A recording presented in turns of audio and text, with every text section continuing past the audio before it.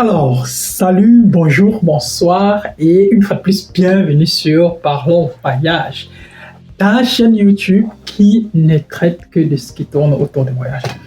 Et aujourd'hui, nous avons décidé de nous poser un temps soit peu pour essayer de donner un certain nombre d'informations relatives aux différentes catégories de visas. Parce qu'on s'est rendu compte qu'il y a pas mal de gens qui nous contactent et qui ne savent pas toujours quelle est la différence entre le visa travail, le visa étudiant, le visa formation professionnelle, le visa au pair et le visa volontariat. Donc, nous allons nous arrêter sur ces 5 catégories de visas, et nous allons pas à pas vous présenter chacune des catégories de visas avec ses spécificités, et surtout aussi en vous disant, ok, telle catégorie de visa, elle est plus ou moins réservée peut-être pour telle catégorie de personnes ou pour telle autre catégorie de personnes. Alors, si tu me découvres pour la première fois, j'espère que tu ne vas pas hésiter de regarder la vidéo jusqu'à la fin. Et j'espère également aussi que tu ne vas pas hésiter de t'abonner, de commenter, de liker et surtout de partager la vidéo avec toute personne qui, de près ou de loin, pourrait être intéressé par le type de contenu que nous proposons. Alors, moi, c'est Landry, je suis étudiant camerounais. Je vis à Cologne, en Allemagne. Bon, c'est vrai qu'au cours d'avril, je ne vais plus vivre à Cologne. Mais bon, pour le moment, je vis à Cologne, en Allemagne, et j'accompagne les gens qui veulent voyager. Parlons Voyage est la branche YouTube de l'entreprise Dipco, installée à Yaoundé, au Carrefour Messassi, immeuble express exchange en face de la station Total, 3e étage. Et à partir de là, nous développons une palette de services, notamment les cours de langue, l'accompagnement visa pour les personnes qui souhaitent voyager, etc., etc. Donc, si tu as besoin de services, n'hésite pas à nous contacter. Nos contacts et tous nos numéros sont dans la barre de description de cette vidéo. Contacte-nous et nous verrons exactement ce qu'il y a lieu de faire dans ton cas. Donc, regarde cette vidéo jusqu'à la fin et au cours des 10 à 15 prochaines minutes, je m'en vais te dire tout ce que tu dois savoir sur chacune des catégories des visas.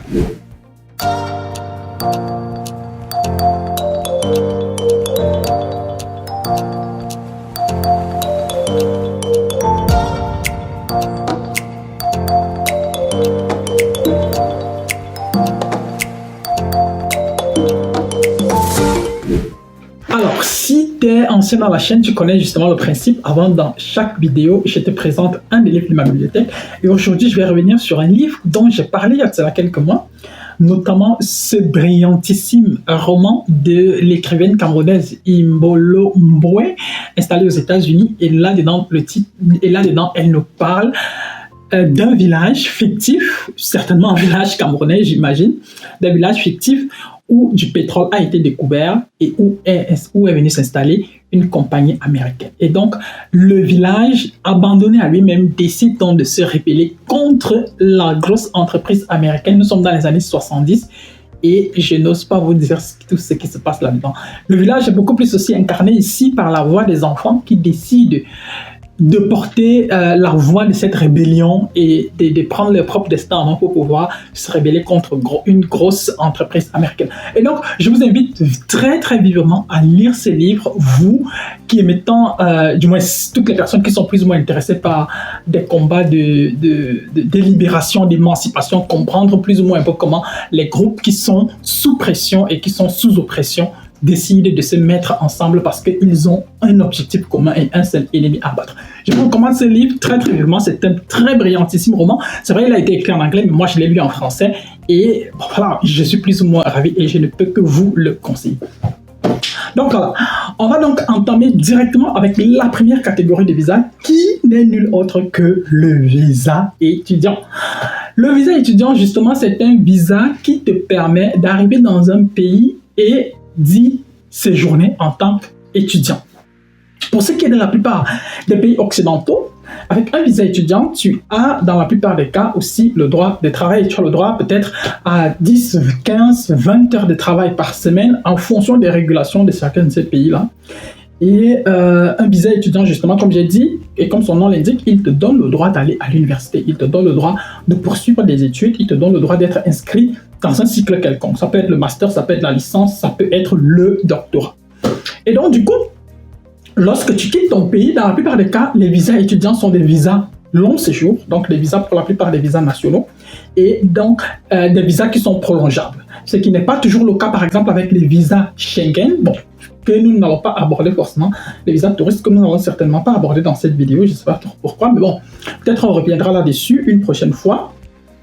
Et donc, voilà, le visa étudiant il donne ce droit-là d'étudier. Maintenant, d'un pays à un autre, les législations ne sont pas toujours les mêmes, mais dans la plupart des cas, de moins pour ce qui est des pays occidentaux, lorsque tu termines tes études, tu as parfois la possibilité de rester dans le pays pour pouvoir y travailler. C'est pas toujours le cas dans des pays. J'ai entendu pas mal de personnes dire, par exemple, qu'en Russie, il n'est pas, par exemple, autorisé de rester sur le territoire russe après tes études. Après tes études, tu dois quitter le territoire russe pour aller travailler dans un autre pays.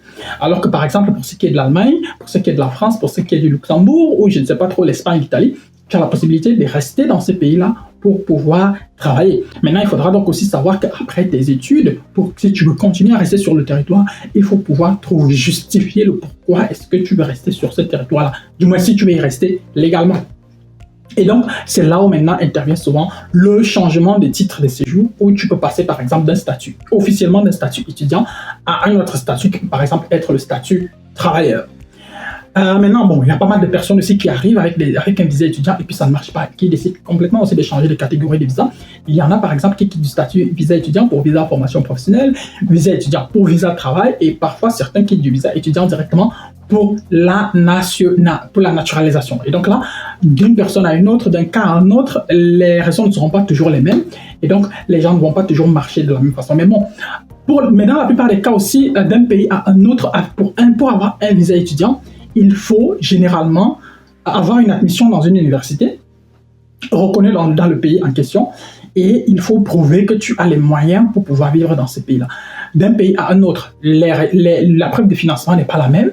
On a par exemple des pays comme le Canada où sur certaines procédures de visa, tu peux parfois arriver jusqu'à 50 000 $, peut-être même aussi les États-Unis ou l'Angleterre, où tu peux parfois arriver jusqu'à 20 000 livres, où tu peux parfois arriver jusqu'à 20 000 livres en fonction de ta pension à l'université. Maintenant, on a par exemple aussi des pays où l'Allemagne, où la caution par exemple pour étudier, elle tourne autour de 12 000 €. On a des pays comme la Belgique où il faut plus ou moins une prise en charge.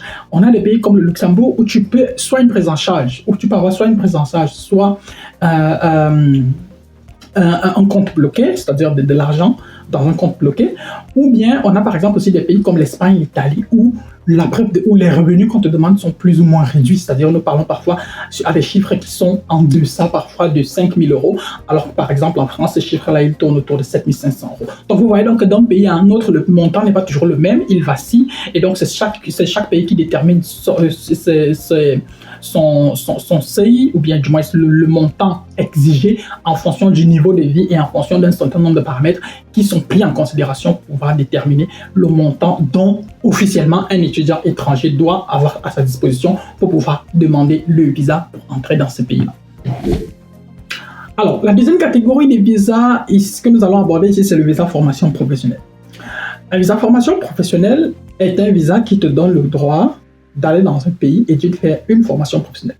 Une formation professionnelle est différente des études en ce sens où, dans le cadre des études, tu obtiens par exemple un diplôme comme la licence, le master ou le doctorat, alors que dans le cadre des formations professionnelles, tu obtiens dans la plupart des cas un diplôme de fin de formation qui te permet d'exercer un métier bien défini.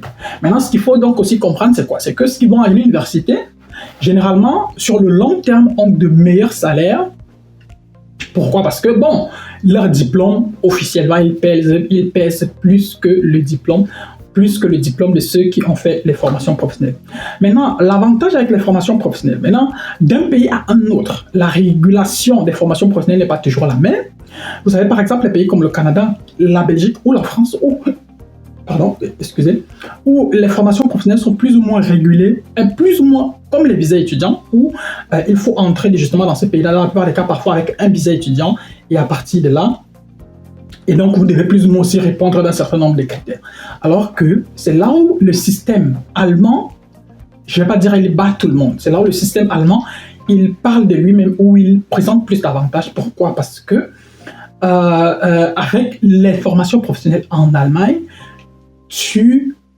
on ne va pas forcément t'exiger de prouver que tu as de l'argent dans un compte. Pourquoi? Parce que dans la plupart des cas, je dis bien dans la plupart des cas, le contrat de formation professionnelle que tu apporte à l'ambassade pour pouvoir demander le visa inclut déjà un salaire que tu vas gagner dès ton premier mois en Allemagne. Et donc, ce salaire-là, à partir du moment où il est supérieur au montant exigé aux étudiants par mois, l'ambassade de ton pays ne peut donc pas te demander de prouver, d'avoir une autre preuve financière, c'est-à-dire une preuve financière autre que celle-là. Et donc, du coup, rien qu'avec ton contrat, tu peux donc introduire une demande de visa. Et c'est pour ça que cette catégorie de visa, elle présente beaucoup d'avantages. C'est pour ça qu'elle présente beaucoup d'avantages, parce qu'elle n'exige pas forcément d'avoir d'énormes, de gros moyens pour pouvoir s'en sortir. Parce que si tu veux venir en Allemagne pour un visa étudiant et qu'on t'exige de prouver que tu as par exemple 12 000 euros. 12 000 euros, c'est pas rien du tout. On parle quand même d'environ 8 millions. Et 8 millions de francs, c'est pas toujours tout le monde qui est capable de mobiliser une telle somme. Et donc, du coup, pour ce qui est des formations professionnelles, du moins pour ce qui est de l'Allemagne, dans la plupart des cas, où on a des formations professionnelles où le salaire est de plus de 1 000 euros, l'ambassade ne va pas forcément t'exiger autre chose parce qu'on sait déjà que bon, avec les 1 000 euros que tu vas gagner, voilà, tu peux plus ou moins prouver que tu auras de quoi vivre, que tu auras. Et donc, du coup, cette catégorie de visas, elle est de plus en plus prisée. Et avec la nouvelle politique migratoire de l'Allemagne, c'est pas peut-être une politique officielle, mais au vu des faits, au vu de l'analyse d'un certain nombre de paramètres, on se rend compte que il y a une nouvelle politique pour les pays comme le Cameroun, pour les pays comme le Nigeria, il y a une nouvelle politique migratoire, et dans cette nouvelle politique migratoire là justement, on veut pousser le plus de personnes possible vers les formations professionnelles et réduire le maximum de demandeurs, réduire drastiquement le nombre de potentiels demandeurs de visas étudiants. Et donc, du coup, dans un pays, par exemple, comme le Cameroun, tout le monde qui a moins de 12 de moyenne est relégué dans une liste qu'on appelle la liste B, où parfois, tu peux attendre jusqu'à 15, 16, 17, 18, voire 20 mois sans qu'on ne te réponde, sans qu'on te donne un rendez-vous pour déposer ton visa, pour déposer ta demande de visa, alors que dans une autre liste, pour ceux qui ont minimum 12 de moyenne, on te fait juste patienter environ 7 mois et au bout de 7 mois, tu peux passer à l'ambassade, déposer ta demande de visa. Donc, tu vois donc, par exemple que à partir de ce moment-là, beaucoup de personnes qui voulaient à la base venir en Allemagne avec un visa étudiant vont donc se retrouver en train de demander juste des visas formation professionnelle, tout simplement parce qu'ils ne veulent plus, ils ne peuvent plus attendre. Ils ne peuvent plus attendre parce que n'oublions pas aussi que le certificat de langue, il n'est pas éternel, il expire, et à partir du moment où tu attends, ton certificat de langue risque d'expirer, alors que si tu avais juste voyagé avec un visa formation professionnelle, tu aurais peut-être pas eu ce que tu voulais, mais au moins tu aurais quand même eu autre chose. Donc, à défaut de 2, il faut juste constater de ce que tu as déjà. Donc, ça, c'est pour ce qui est du visa formation professionnelle en général. Alors, troisième visa sur ma liste, c'est le visa travail. Le visa travail, justement, c'est, comme le nom l'indique, un visa qui te donne le droit d'arriver sur un territoire X et de commencer à y travailler, de commencer à exercer un métier. Et peut-être un point que j'ai oublié de mentionner sur le visa formation professionnelle, mais bon, qui intervient également aussi ici, ce sont les conditions pour pouvoir obtenir un visa travail. Pour pouvoir obtenir un visa travail, dans le faire des cas, on va t'exiger tout un tas de documents, notamment parfois une équivalence de ton diplôme de travail, du diplôme que tu as, ou bien de ta qualification, de la qualification que tu as obtenue dans ton pays. Supposons par exemple que tu es infirmière dans ton pays, tu es infirmière par exemple en Côte d'Ivoire, au Sénégal, au Cameroun, et que tu voudrais venir en Allemagne pour travailler en tant qu'infirmière. On va donc te demander déjà, pour que tu puisses obtenir déjà un contrat de travail, l'hôpital par exemple, dans notre cas ici, il va t'exiger un document qui certifie que ton diplôme est officiellement reconnu en Allemagne. Il est officiellement reconnu en Allemagne. Et donc, du coup, il te faut donc faire cette demande-là. Et dans cette demande-là, parfois, on t'exige déjà un certain niveau de langue. Si tu n'as pas ce niveau de langue-là, rien que même l'équivalence, tu ne pourras certainement pas l'avoir. Et donc, tu vois donc que c'est plus ou moins aussi la même chose au niveau du visa formation professionnelle, où il te faut les écoles ou bien les hôpitaux, ou de toute façon les centres de formation vont t'exiger un certain niveau de langue, que si tu n'as pas ce niveau de langue-là, tu ne peux pas obtenir un contrat chez eux, tu ne peux pas faire ta formation chez eux.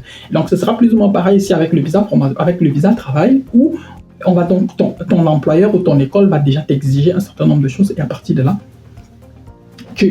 voilà, pour que tu puisses passer à l'étape suivante.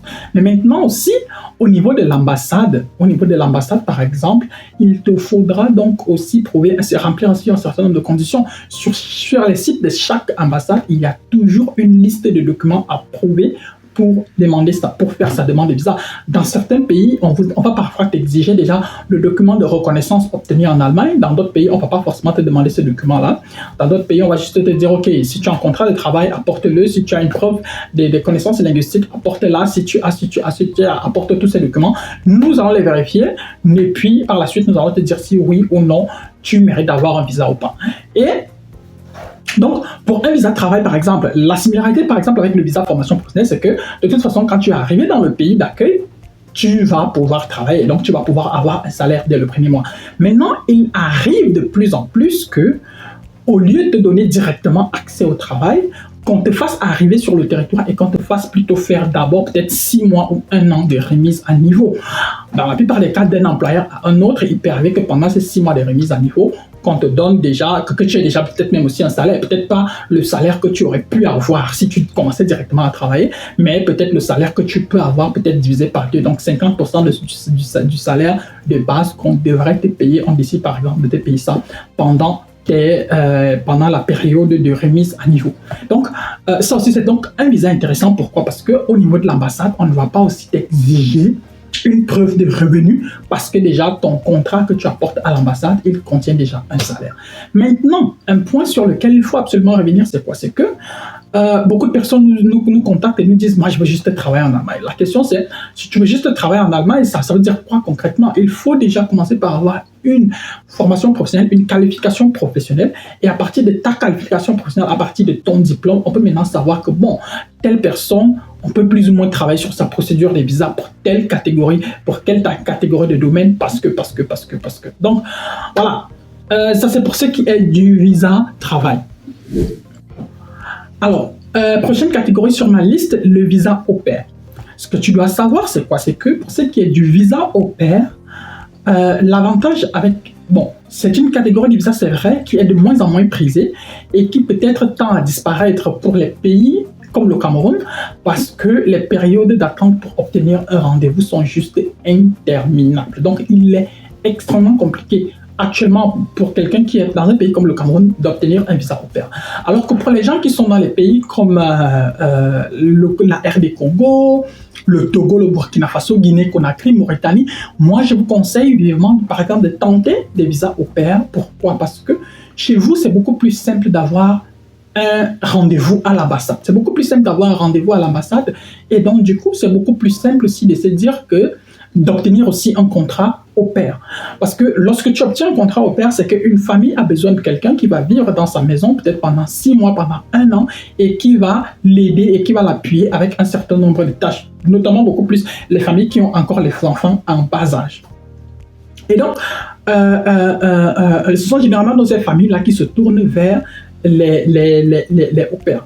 Et lorsque tu viens dans un pays comme le Cameroun, où parfois pour avoir un rendez-vous, il faut attendre jusqu'à 2 ans, tu vois que c'est presque impossible de se projeter parce que tu ne sais pas exactement quand est-ce que l'ambassade va te répondre et donc tu ne sais pas exactement à quel moment est-ce que tu dois obtenir un contrat. Parce que si tu as ton contrat aujourd'hui et que tu dois par exemple commencer ton au pair le 1er mai, tu ne peux pas être certain qu'avant le 15 avril, tu vas passer à l'ambassade, tu vas passer ton entretien à l'ambassade. C'est presque impossible. Quand tu viens d'un pays comme le Cameroun, c'est presque impossible. Et donc du coup, c'est extrêmement compliqué. Alors que si tu viens par exemple d'un pays comme la Guinée-Conakry, comme le Togo, peut-être même le Sénégal, c'est beaucoup plus simple. C'est beaucoup plus simple. Les rendez-vous, ils sont en ligne.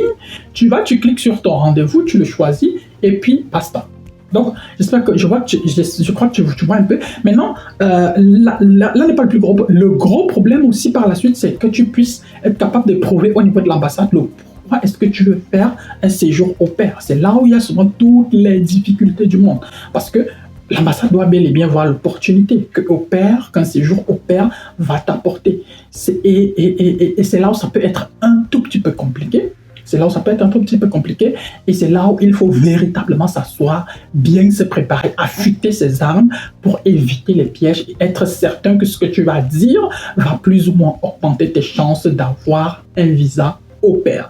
Et donc, c'est aussi là où des agences comme les nôtres, nous intervenons, parce que si quelqu'un nous contacte pour un visa au pair, on s'assoit avec la personne, on analyse son dossier et on lui présente les possibilités. On lui dit, OK, nous pensons que si on part sur un visa au pair, nous avons plus ou moins une stratégie. Et sur cette stratégie-là, on s'assoit, on la fuite et on la travaille. Et c'est sur cette base-là que nous pouvons plus ou moins décider que, bon, voici ce qu'il y a lieu de faire pour pouvoir obtenir un visa au pair, voici ce qu'il y a lieu de faire pour pouvoir obtenir, pour éviter un refus. Maintenant, ce qu'il faut dire, c'est quoi? C'est que un séjour au pair, à la fin de ton séjour au pair, tu as généralement la possibilité de rester dans ton pays, et dans le pays d'accueil, et donc tu peux rester soit en tant qu'étudiant, tu peux rester en tant que, pour faire une formation professionnelle, et bref, tu peux rester, peut-être pas directement pour travailler, mais tu as le droit tu auras forcément la possibilité de rester dans ce pays-là. Maintenant, dans la plupart des cas aussi, pendant ton séjour au pair, la famille d'accueil, la famille dans laquelle tu vis te paye des cours de langue. Et grâce à ces cours de langue-là, tu peux donc atteindre un niveau en un an, tu peux atteindre un niveau qui pourra par la suite te permettre d'entrer à l'université ou bien de faire une formation professionnelle. Dernière catégorie de visas sur ma liste aujourd'hui, le visa volontariat. Le visa volontariat, justement, le visa volontariat, c'est cette catégorie de visa-là qui te permet d'entrer dans un pays pour faire du volontariat, comme son nom l'indique. Un peu comme le visa au pair, c'est aussi une catégorie de visa qui est de plus en plus compliquée pour les personnes qui viennent des pays comme le Cameroun. Et donc, parce que justement, obtenir un rendez-vous est extrêmement compliqué dans cette catégorie de visa-là. Et donc, c'est beaucoup plus simple pour les pays que j'ai par exemple mentionné plus haut quand je parlais par exemple du visa au pair, en disant que bon, si tu es par exemple de la RDC, si tu viens du Togo, du Congo, de la RDC, de Guinée-Conakry, de Mauritanie, du Sénégal, c'est beaucoup plus simple à partir de ces pays-là.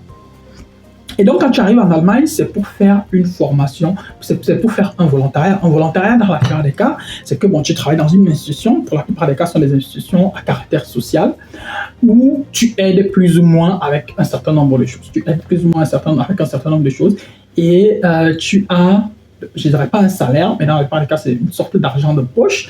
Et puis peut-être aussi, d'une institution à une autre, on peut te présenter aussi d'autres avantages, peut-être comme le logement, peut-être comme la nutrition, peut-être comme genre, tu as peut-être droit à un plat de nourriture par jour, ou bien je ne sais pas. Bref, il y a parfois un certain nombre d'avantages.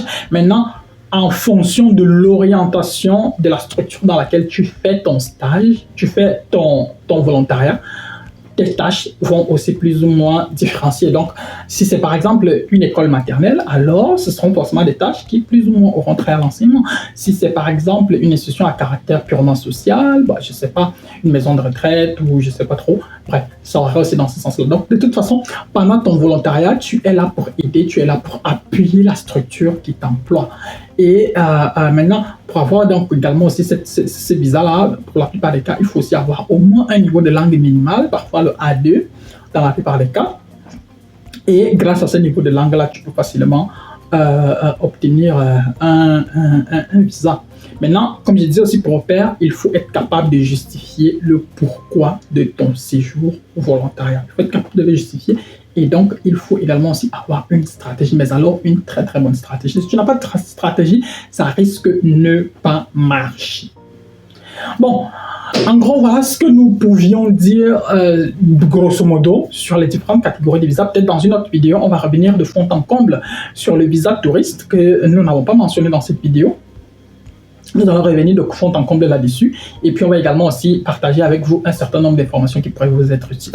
Bon, j'espère que tu as regardé la vidéo jusqu'à la fin. J'espère que tu as aimé. J'espère que tu as retenu 2-3 trucs.